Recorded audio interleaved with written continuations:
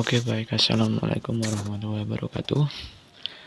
Pada kesempatan kali ini saya akan menjelaskan sedikit mengenai beberapa tema yang saya pilih, yaitu pengertian, kedudukan, dan peran filsafat dakwah. Sebelum saya jelaskan dan saya paparkan sedikit materi, saya akan memperkenalkan saya terlebih dahulu. Saya Muhammad Nahul Ayat, NIM 3421098. Langsung saja saya akan memaparkan materi yang pertama, yaitu mengenai pengertian filsafat dakwah. Dakwah ini adalah kegiatan mentransformasikan ajaran Islam dalam seluruh aspek kehidupan umat manusia secara terus-menerus yang dilakukan dengan menggunakan strategi dan mempunyai tujuan tertentu agar diperoleh kebahagiaan dan ketenangan hidup manusia di dunia dan akhirat. Filsafat dakwah lebih dipahami sebagai filsafat dakwah, bukan filsafat tentang dakwah, yang berarti dakwah dijadikan subjek yang dikaji dan substansi pembahasan.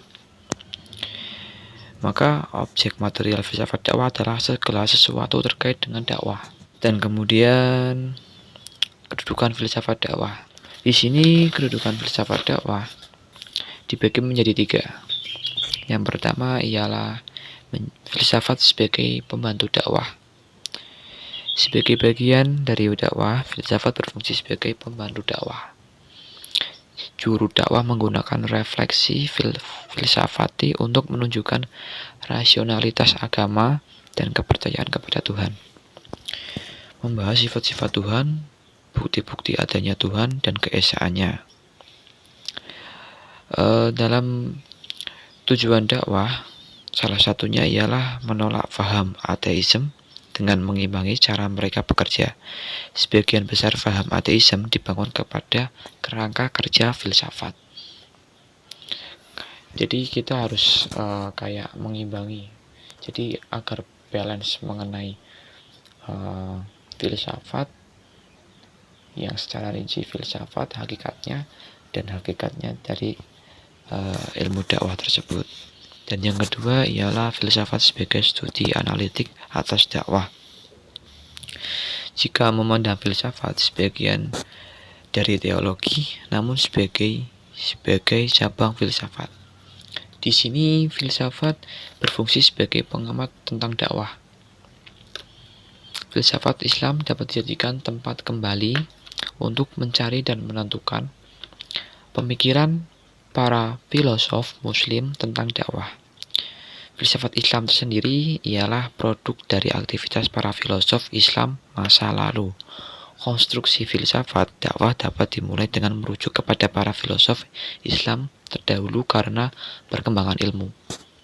Dan yang ketiga, filsafat sebagai refleksi atas studi dakwah.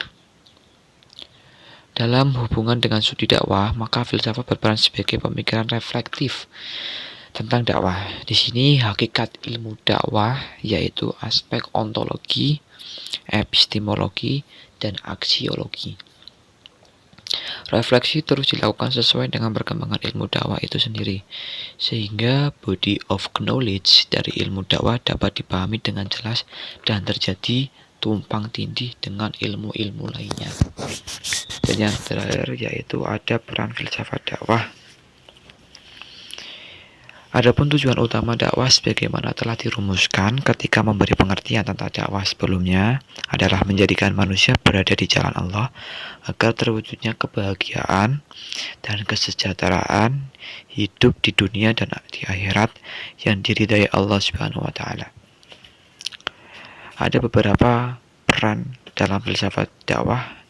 Yang pertama ialah memberikan landasan sekaligus menggerakkan proses dakwah Islam yang bersumber pada Al-Quran dan As-Sunnah secara objektif dan profesional. Yang kedua, melakukan kritik dan koreksi proses dakwah Islam sekaligus mengevaluasinya.